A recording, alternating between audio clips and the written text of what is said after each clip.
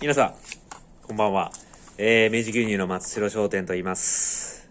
山口市でですね、R1、明治の瓶に入った R1 ですね。スーパーに売ってない R1 を配達させてもらっています。今日もですね、下関のお客様からですね、ちょっとサンプル飲んでみたいんだよっていうお声いただきまして、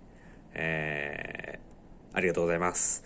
ぜひですね、もうステビアという、人工の甘味料を使っていないタイプの、特別な R1 になってますので、ぜひ皆さん味見してみてください。どうもありがとうございました。